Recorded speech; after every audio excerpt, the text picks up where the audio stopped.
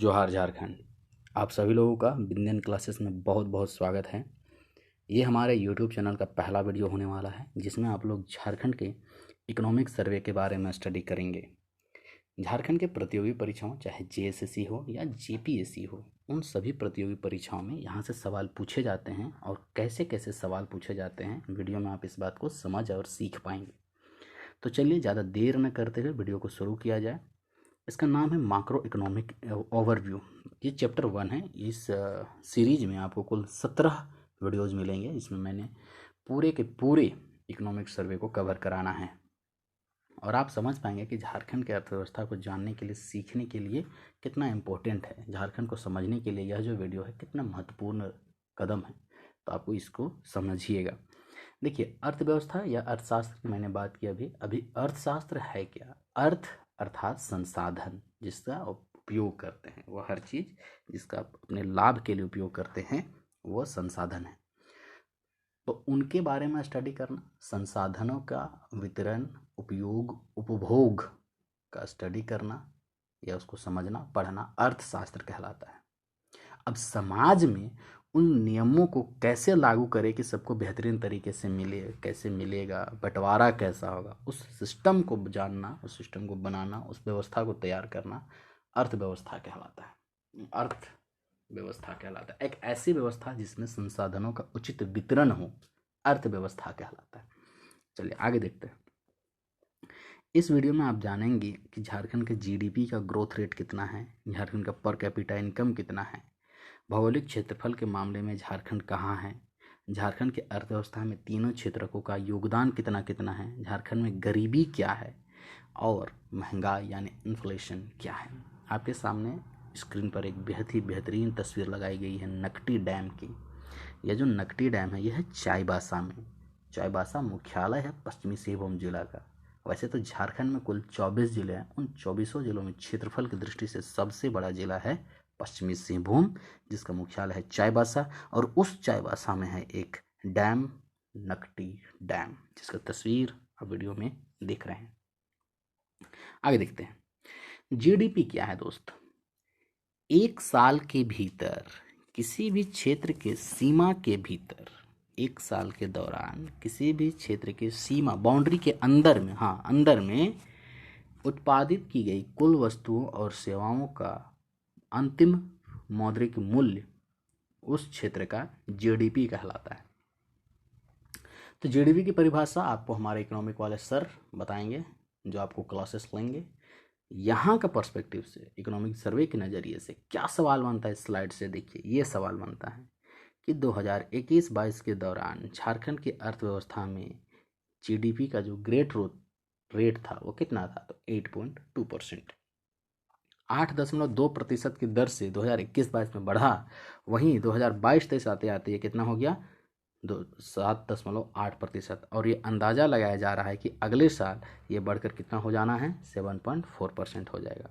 Financial year की बात करो, वित्तीय वर्ष, तो ये चलता है 1 अप्रैल से लेकर 31 मार्च तक। देखिए, the GSDP of state has grown at the rate of 8.2% in the financial year 2021-22.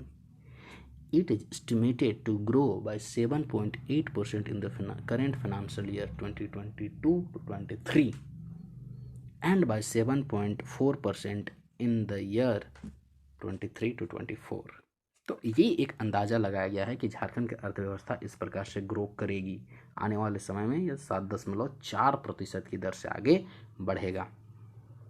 बात करते हैं पर कैपिटा इनकम का। अब पर कैपिटा इनकम क्या है? किसी क्षेत्र की कुल कमाई को उस क्षेत्र में रहने वाली कुल जनसंख्या से जब भाग दे देंगे तो हमको जो रिटर्न में मिलेगा वो आपका क्या हो जाएगा? पर कैपिटा इनकम हो जाएगा, प्रति व्यक्ति आय हो जाएगा। तो देखते हैं नियत प्राइस पर झारखंड के जो पर कैपिटा इनकम 2020-21 में था वो कितना था? 51,365 रुपये के आसपास था। ये जो बढ़कर 2021-22 में ये चला गया कितना? 55,126 रुपये तक बढ़ा है। इसका एक ग्राफ आप देखिए, ये रहा ग्राफ कि बीते 10 सालों में झारखंड का जो पर कैपिटा इनकम का जो ग्रोथ रेट है वो कितना शानदार रहा है। अब देखिए ये जो ग्रोथ रेट है वो कितना काम का है, ये समझने वाली बात है। मैं एक उदाहरण समझाता हूँ आपको। चलिए, जब झारखंड बना उस समय आप 5 रुपया में 1 केजी चावल खरीद पाते थे। आज आप 25 रुपया में 1 केजी चावल खरीद पाते हैं, और दोनों ही सिचुएशन में आपको चावल खरीदने के लिए आपके पास पैसे हैं। पैसे हैं। आप पहले 5 रुपया में वही चावल खरीदते थे, वही चावल का आज आप 25 रुपया में खरीद रहे हैं, तो इसका मतलब हुआ चावल वही रह गया, आपका मुद्रा का अवमूल्यन हो गया है। तो ये सिर्फ भारत झारखंड का बात नहीं है, ये भारत में भी यही सीन हुआ होगा, तो इसके लिए टेंशन वाली बात नहीं है। टेंशन वाली बात ये है दोस्तों, पर कैपिटा जब झारखंड बना उस समय तो 2 और राज्य बने थे ना, एक छत्तीसगढ़ बना था और एक उत्तराखंड बना था। उनका रैंक में कितना सुधार हुआ है देखिए। प्रति व्यक्ति आय के मामले में झारखंड का स्थान 26वां है। अब सोचिए, झारखंड तो 26वां स्थान पर है, जबकि भारत में कुल 28 राज्य और 8 केंद्र शासित प्रदेश हैं। उस 28 राज्यों की सूची में झारखंड कितने स्थान पर है? 26वां स्थान पर है, अर्थात नीचे से टॉप 3rd में है ये। आप खुद ही सोचिए देखिए। और ये वही झारखंड है दोस्त जो पूरे भारत को 40% तक खनिज देता है, और पर कैपिटा इनकम के मामले में 26वें स्थान पर है। पूरे भारत को खनिज देता है। तो यहाँ पर डेवलपमेंट की अपार संभावनाएं हैं। इसीलिए मैं कह रहा हूँ बढ़िया से पढ़िए और झारखंड के जो अधिकारी बनिए, बढ़िया से झारखंड के लोगों के लिए काम करिएगा। चलिए आगे देखते हैं। देखिए, मैं क्यों कह रहा हूँ कि ये इम्पोर्टेंट है ये रैंक। देखिए, जब झारखंड बना तो उसके साथ 2 और राज्य बने। एक का नाम देखिए ये है छत्तीसगढ़, और दूसरे का नाम है ये उत्तराखंड। जब झारखंड बना उस समय पर कैपिटा इनकम के मामले में झारखंड का रैंक 26वां था, छत्तीसगढ़ का रैंक 24वां था, और उत्तराखंड का रैंक 16वां था। आज की बात करें या 2020 का ही बात कर लें, 20-21 का बात कर लें, झारखंड का रैंक 26वां है, छत्तीसगढ़ 24 से बढ़कर 18 में आ गया, उत्तराखंड 16 से बढ़कर 8 में आ गया, और हम देखिए कहाँ रह गए, 26 में थे, आज भी 26 में ही रह गए। आज भी 26 में ही रह गए। तो अर्थात हमारे साथ जो राज्य बने छत्तीसगढ़ और उत्तराखंड, वो कहीं ना कहीं स्थान में आगे बढ़ गए दोस्त, काफ़ी आगे बढ़ गए। देखिए, उत्तराखंड की ही बात करूँ, वो 16वें स्थान पर है अभी, मतलब था। उसका जो पर कैपिटा इनकम था वो 14,000 के आसपास था। आज उसका पर कैपिटा इनकम बढ़ के 1,38,000 के आसपास हो गया है। तो क्या उत्तराखंड 40% खनिज दे रहा है क्या? नहीं दे रहा है। आखिर वहाँ की जो कैसी पॉलिसीज अपनाई गई कि वहाँ का पर कैपिटा इनकम इतना ज़्यादा बढ़ गया। वहाँ पर छत्तीसगढ़ में देखिए, उसका पर कैपिटा इनकम कितना के आसपास था? 10,000 के आसपास था। वो बढ़कर कितना हो गया? तो 72,000 के आसपास हो गया। छत्तीसगढ़ भी एक लैंड लॉक्ड, एक चारों तरफ से राज्यों से घिरा हुआ क्षेत्र है, जिसमें समुद्री सीमा टच नहीं करता है छत्तीसगढ़ में। ना ही उत्तराखंड में समुद्री सीमा टच करता है, ना ही झारखंड में समुद्री सीमा टच करता है। फिर भी छत्तीसगढ़ जो है वो इतना ज़्यादा ग्रो कर गया, उत्तराखंड भी इतना ज़्यादा ग्रो कर गया, हम वहीं के वहीं रह गए। 26 में थे, आज भी 26वें में रह गए। एक 2 राज्य है जो हमसे नीचे हैं, एक है उत्तर प्रदेश और दूसरा है आपका बिहार। बिहार 28वें स्थान पर है और उत्तर प्रदेश देखिए आपका 27वें स्थान पर है। कॉम्पीट तो हमको उत्तर प्रदेश और बिहार से नहीं करना है, कॉम्पीट तो हमको उन राज्यों से करना है जो कि हमारे साथ बने। एक छत्तीसगढ़ बना और दूसरा उत्तराखंड बना, ये दोनों आगे निकल गए और हम भला पीछे क्यों रह गए?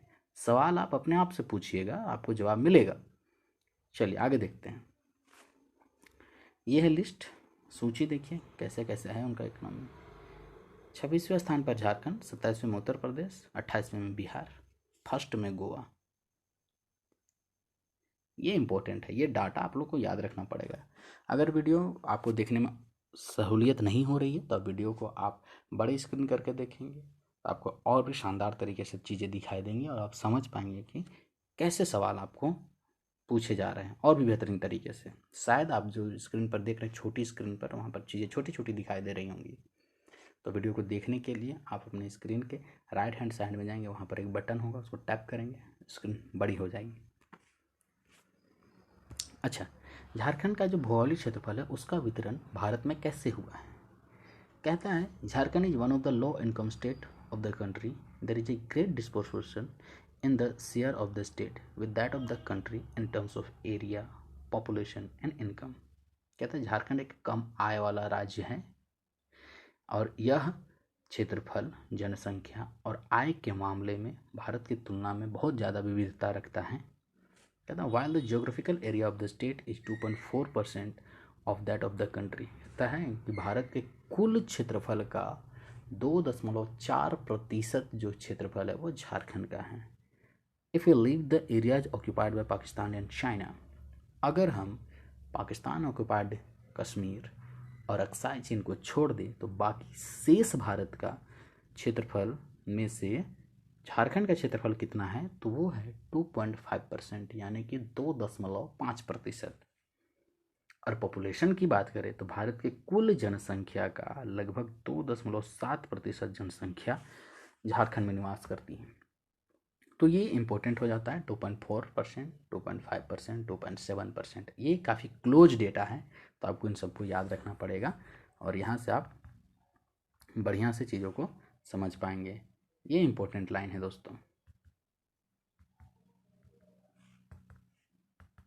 चलिए आगे बढ़ते हैं दोस्तों। हमारे यहाँ जेपीएससी और जेएसएससी से संबंधित आपको प्रतियोगी परीक्षाओं की तैयारी के लिए स्टडी मटेरियल और वीडियोज प्रोवाइड कराए जाएंगे। उम्मीद करते हैं वीडियो आपको अच्छा लग रहा है। अगर आप कोई प्रतिक्रिया देना चाहते हैं तो कमेंट सेक्शन में प्रतिक्रिया दीजिए, हम आपकी बातों पर पूरी तरीके से अमल करने का प्रयास करेंगे।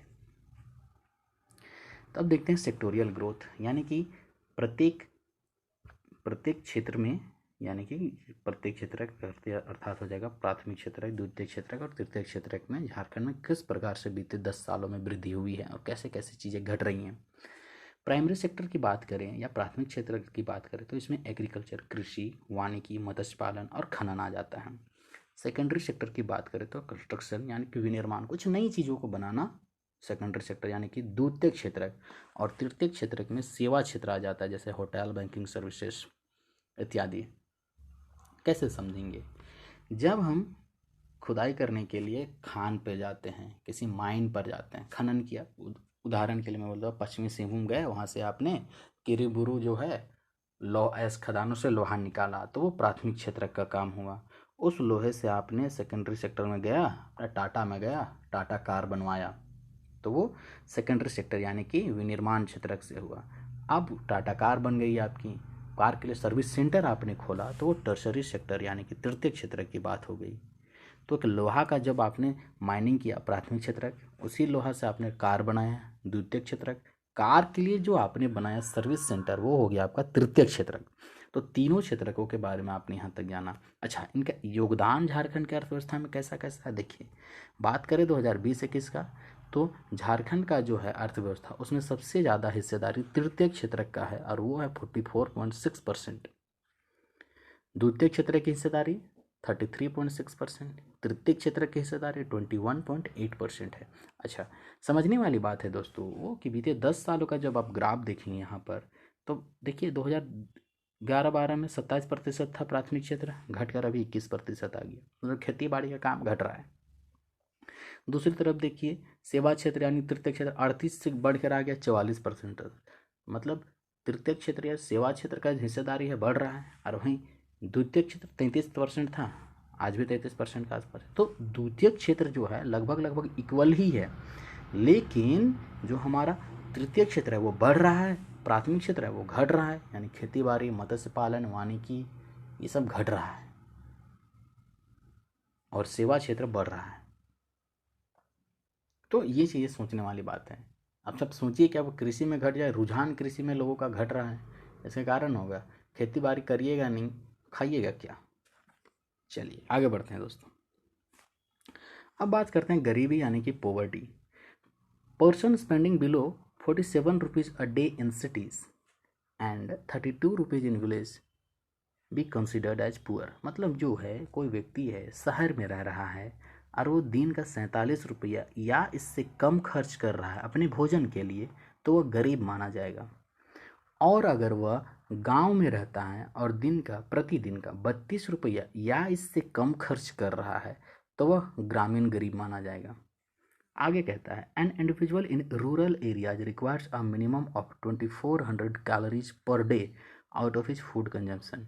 अगर कोई व्यक्ति ग्रामीण क्षेत्र में रहता है और वो प्रतिदिन 2400 कैलोरी या उससे कम का खाना ग्रहण करता है तो वो ग्रामीण गरीब है। And an urban individual on the other hand requires a minimum of 2100 calorie intake from his consumption basket। मतलब कि जो व्यक्ति शहरी क्षेत्र में रहता है और दिन का 2100 कैलोरी या उससे कम खाना खा रहा है तो वह क्या हो जाएगा, शहरी गरीब के रूप में उसे काउंट किया जाएगा। अब देखते हैं, कहता है कि 2015-16 में एक जारी आंकड़ों के अनुसार झारखंड का लगभग 42.16% जो जनसंख्या है वो गरीब है। 42.16% जनसंख्या, उसमें से 50.93% है, यानी कि 50.93, 50 क्या कहें दोस्तों, ये 51 है, समझ के चलिए। 51% जनसंख्या जो है वो ग्रामीण क्षेत्रों में गरीब है, जबकि 15.26% जनसंख्या है वो अर्बन एरिया यानी कि शहरी क्षेत्रों में गरीब है। अब ये भी बात सामने आई है कि 2015 से लेकर 2019 में जो झारखंड में जो गरीबी की दर है वो किस दर से घटी है, तो वो 13% की दर से घटी है। अब गरीब कई मायनों में कई लोग हो सकते हैं, ये सबके नज़रिए की बात है। तो यहाँ पर आर्थिक गरीबी यानी कि पैसे के टर्म में गरीब को कहा गया है। अगर मैं कहूँ कि कोई व्यक्ति है उसका तो पूरा हेल्थ बहुत बढ़िया है ना, हाथ पांव शरीर किडनी फेफड़ा जवान सब कुछ ठीक है, बस उसके पास दिमाग नहीं है, बुद्धि नहीं है, तो बौद्धिक रूप से कमज़ोर है, तो कहलाएगा बौद्धिक गरीब। किसी को पैसे नहीं है, अर्थ नहीं है, संसाधन नहीं है, तो वो हो जाएगा आर्थिक गरीब। किसी के पास सब कुछ है, बुद्धि भी है पैसा भी है, पता चलेगा दोनों पैर ही नहीं है, तो शारीरिक रूप से गरीब कहलाएगा। तो ये गरीब कहने का जो नज़रिया है वो अपना अपना है। हालांकि अर्थव्यवस्था में गरीब अर्थ यानी पैसे को लेकर माना जाता है।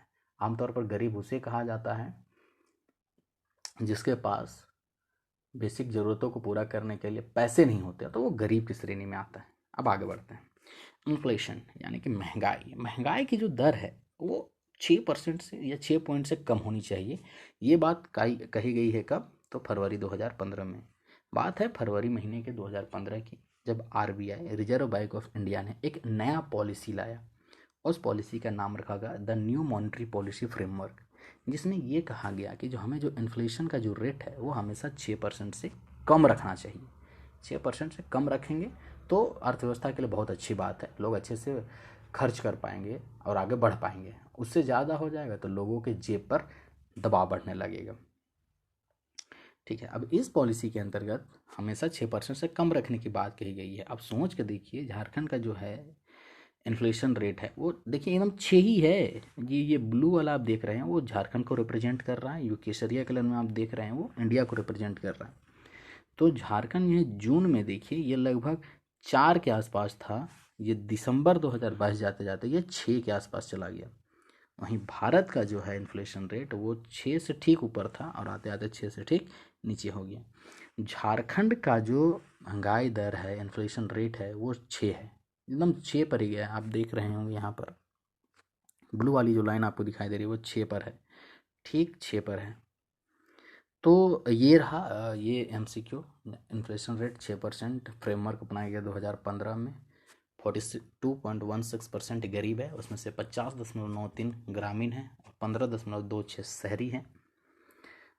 शहरों में जो 47 रुपया या 2400 कैलोरीज, माफ़ कीजिए 2100 कैलोरीज से जो कम खाता है वो शहरी ग्रामीण है, और गाँव में शहरी गरीब है, माफ़ कीजिएगा, और जो ग्रामीण क्षेत्र में रहता है, गाँव में रहता है, और जो दिन का 32 रुपया या 2400 कैलोरी से कम का खाना खा रहा है वो ग्रामीण गरीब है।